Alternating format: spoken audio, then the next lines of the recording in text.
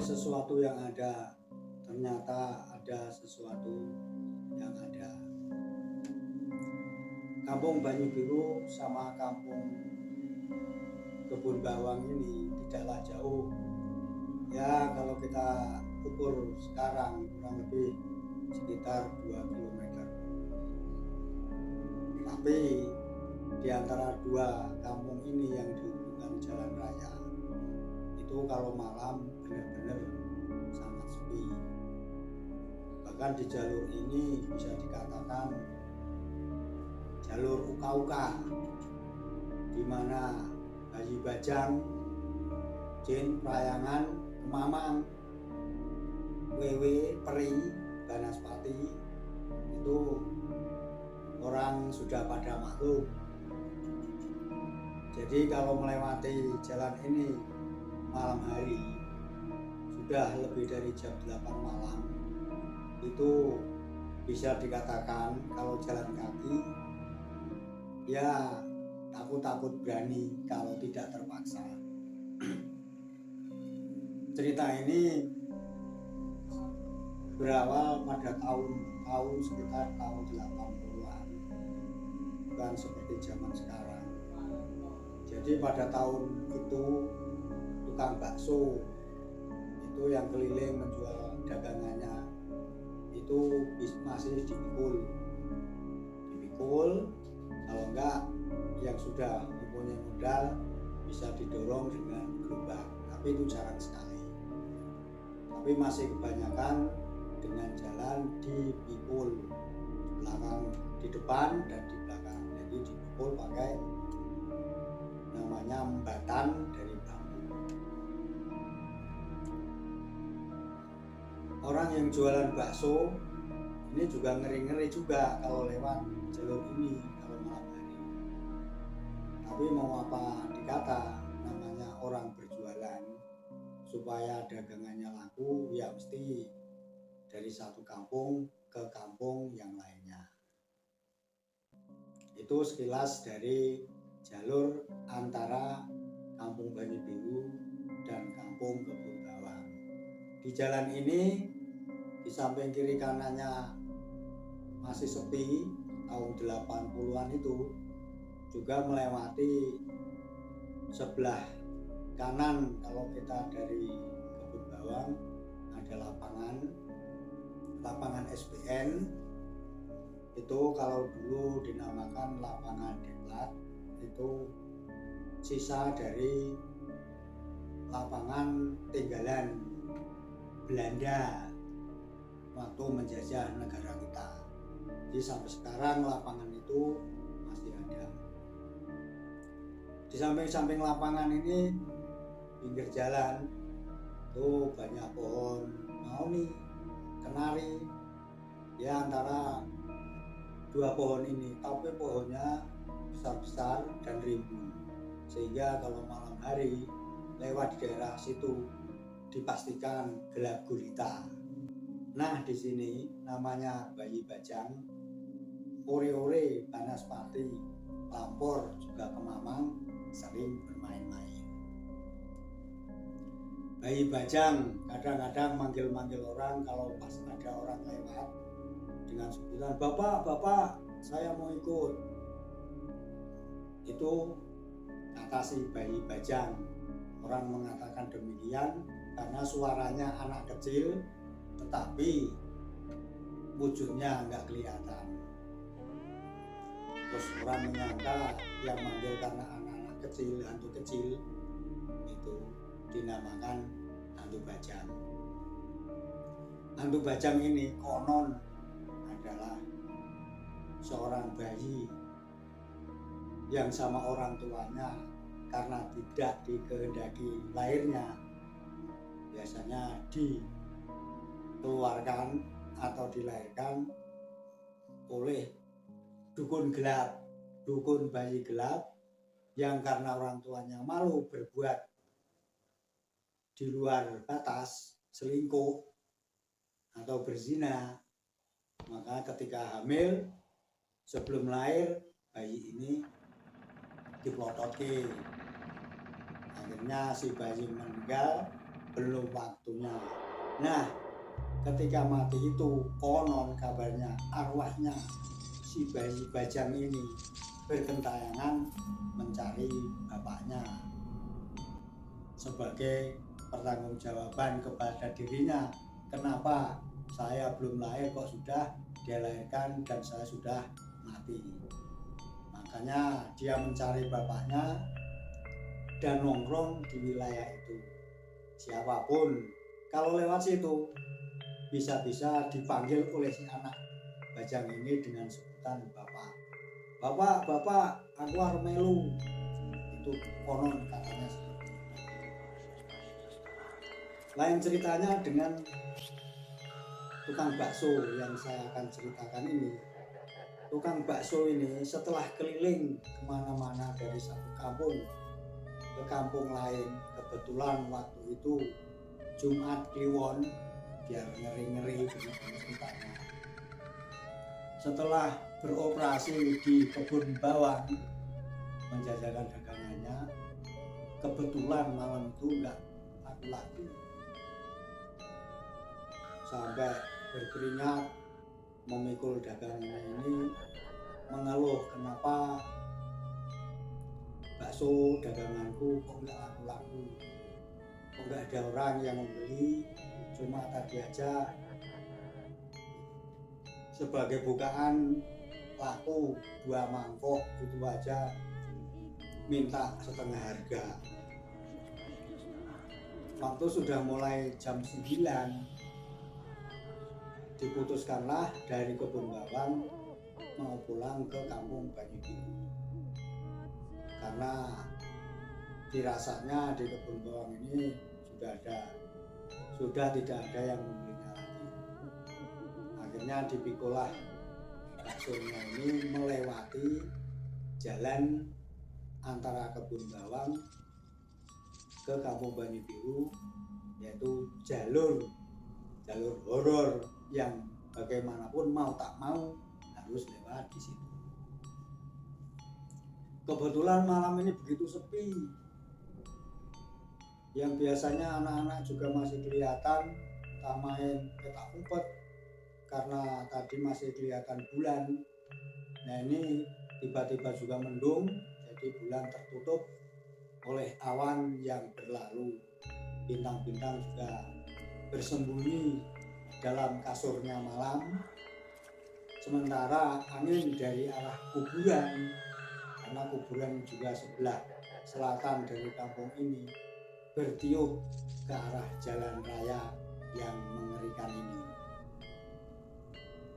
Perlahan tukang bakso si abang ini, kita sebut saja seperti itu, berjalan pelan sambil memukulkan sendoknya di mangkok itu dengan bunyi ting ting ting ting, dengan harapan orang mendengar dan akan membeli. Untung tak dapat diraih, sial tak dapat ditolak. Nggak ada satupun orang membukakan pintu menengok dagangannya, apalagi memanggil abang tukang bakso. Dengan lesu dia berjalan pelan meninggalkan kampung kebun bawang.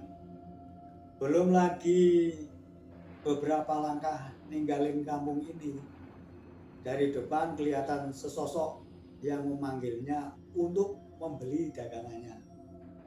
Mas, kesini dulu mas, mau beli bakso. Si abang bakso melihat dengan penuh harapan, ini ada pembeli, moga-moga membeli full sehingga saya bisa untung. Dipikulnya kembali dagangannya ini mendekati sesosok yang di depan memanggilnya.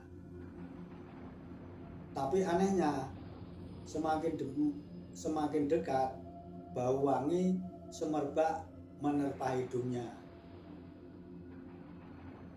Sekejap dia terpana, tercekat hatinya, kok ada bau seperti ini.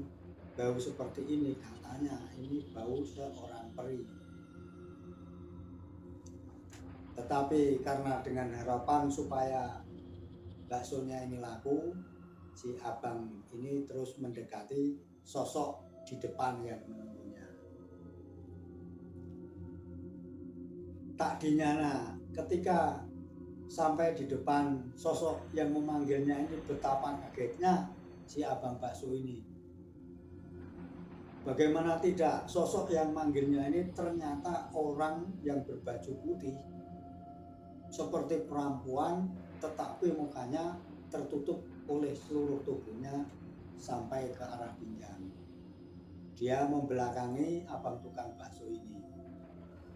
Abang bakso belum curiga, dianggapnya ini manusia pada umumnya.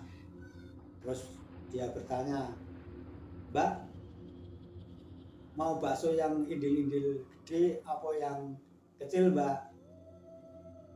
Tanya si tukang bakso. Tukang bakso ketika itu belum lagi dia melayani dengan mempersiapkan baksonya, si sosok ini sudah berbalik badan dan menghadap si tukang bakso yang tiba-tiba terperanjat dan kagetnya setengah mati.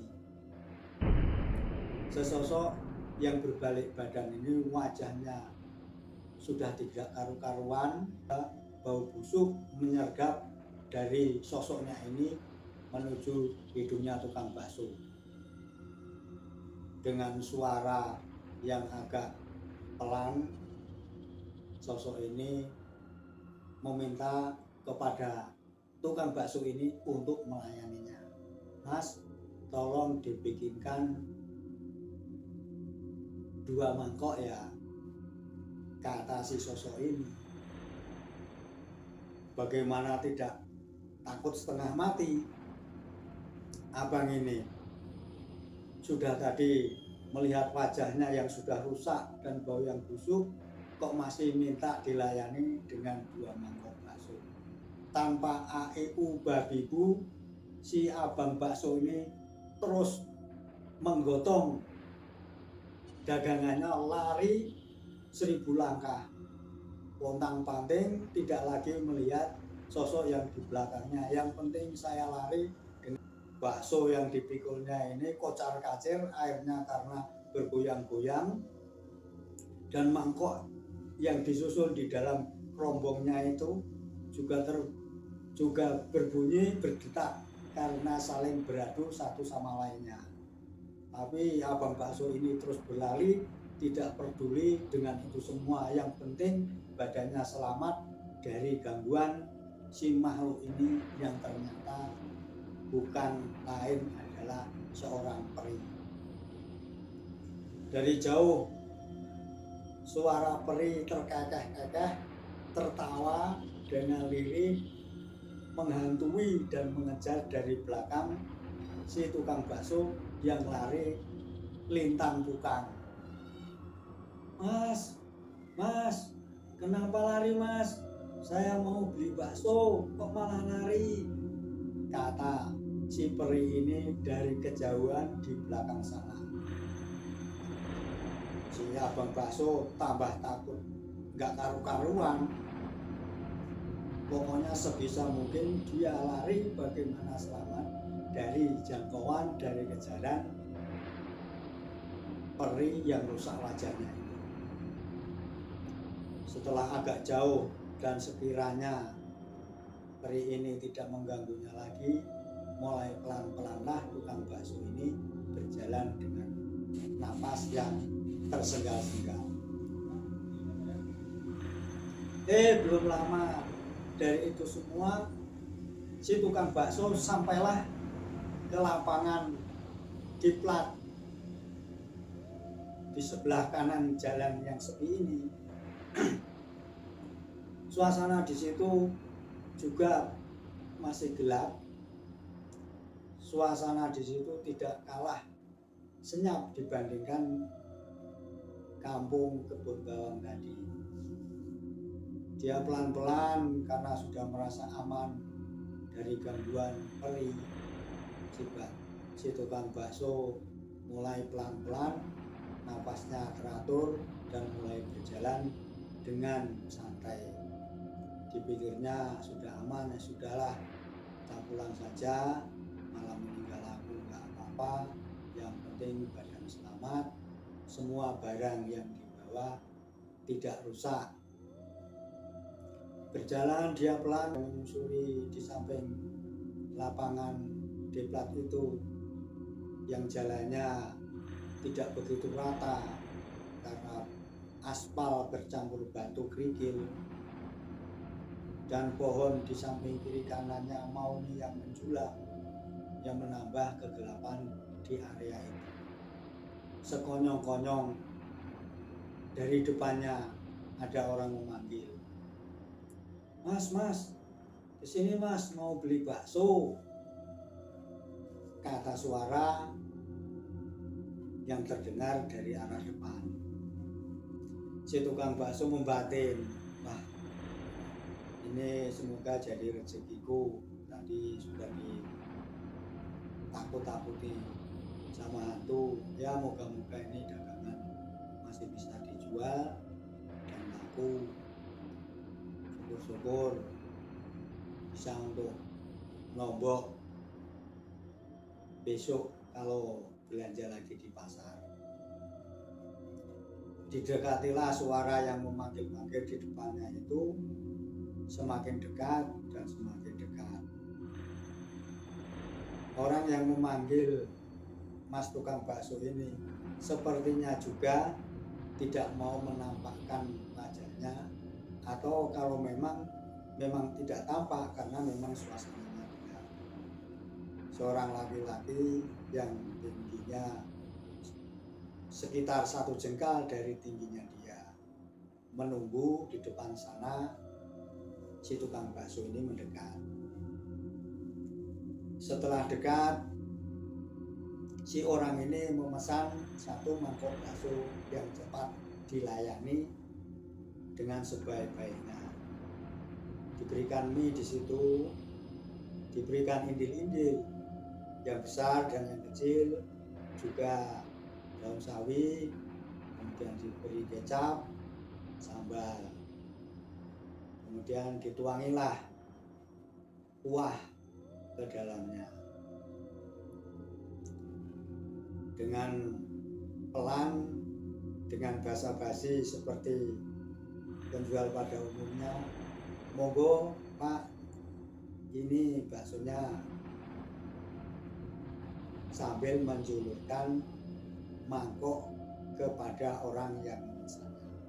Orang yang memesannya ini lantas dengan cepat mengucapkan terima kasih, langsung memakan bakso ini dengan lahap.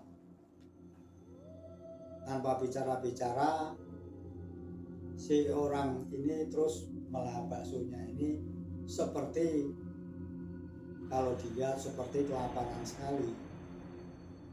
Setelah itu beberapa saat kemudian si orang ini memesan kembali bakso 1 mangkok lagi.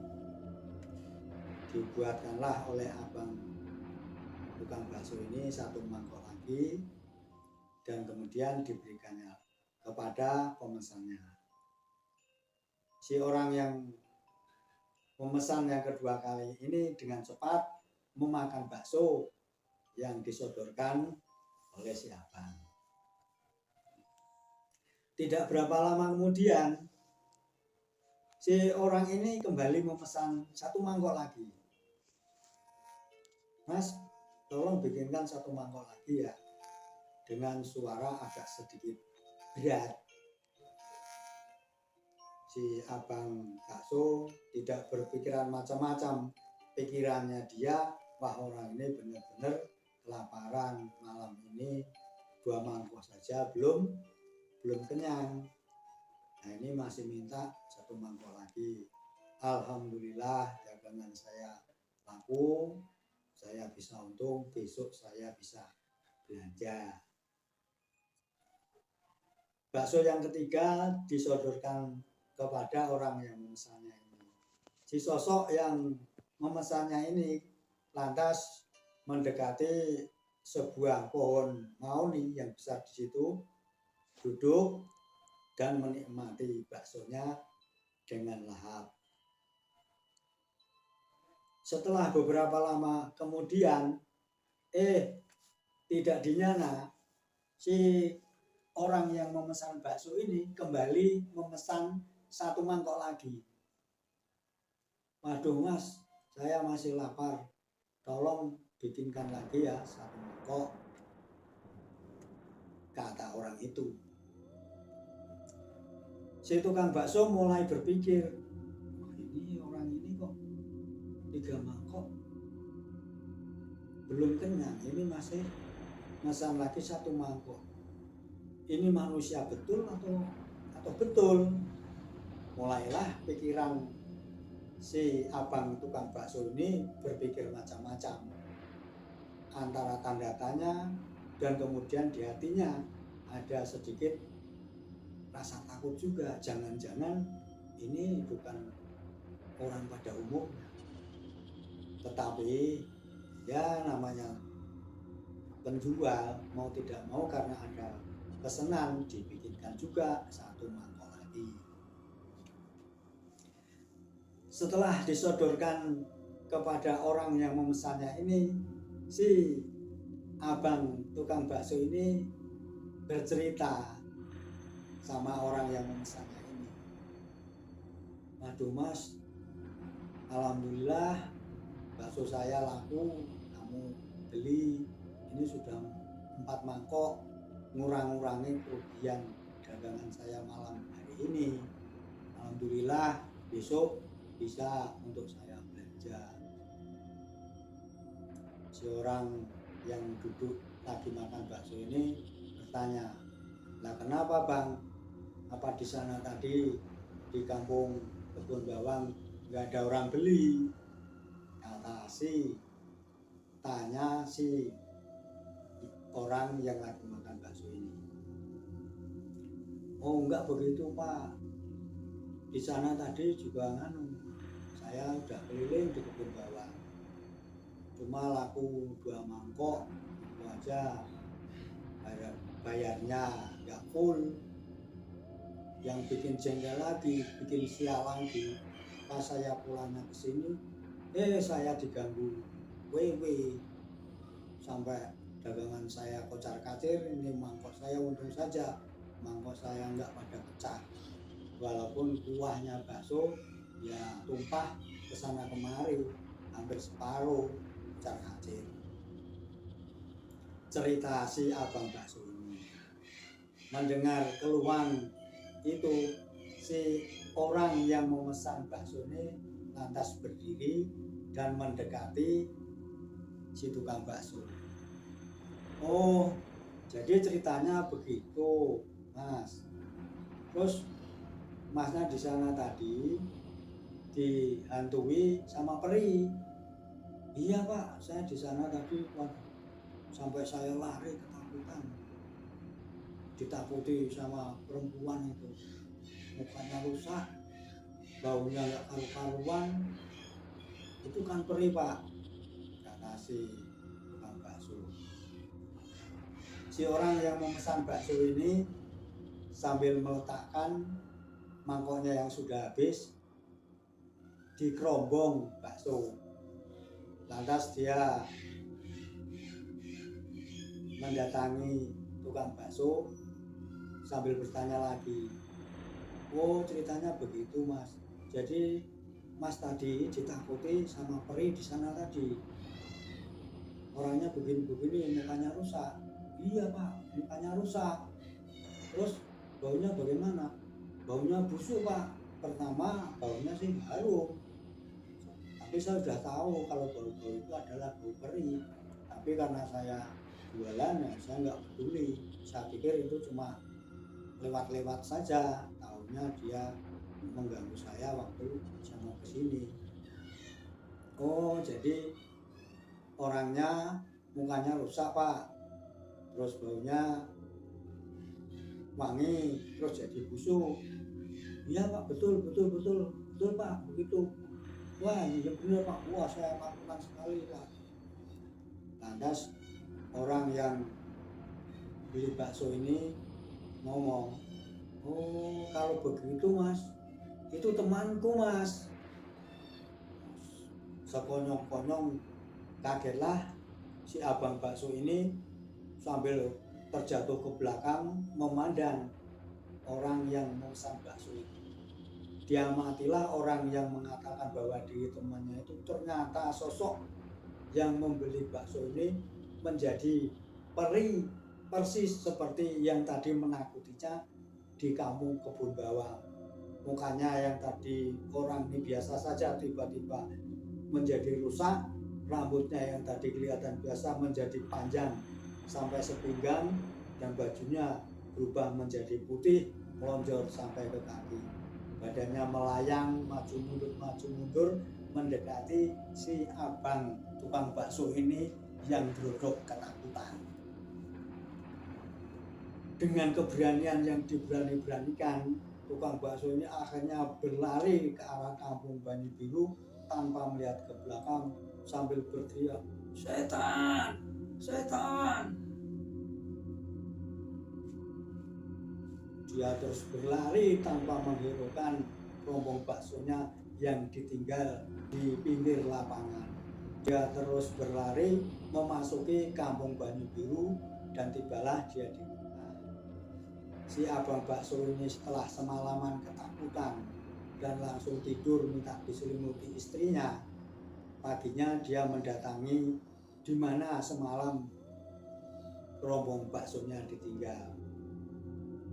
Sampai di sana aneh bin ajaib, rombong baksonya masih ada di situ, tapi yang aneh di bawahnya kocar-kacir, indil-indil bakso, mie, dan kuahnya yang mengambang di pinggir jalan itu. Di bawah kerombong baksonya ini basah tanahnya karena penuh kuah dari kuah bakso milik dirinya. Semrawut kelihatannya karena indil-indil bakso yang tercampak di situ sudah mulai dirubung ribuan semut. Sobat misteri, di balik sesuatu yang ada, ternyata ada sesuatu yang ada.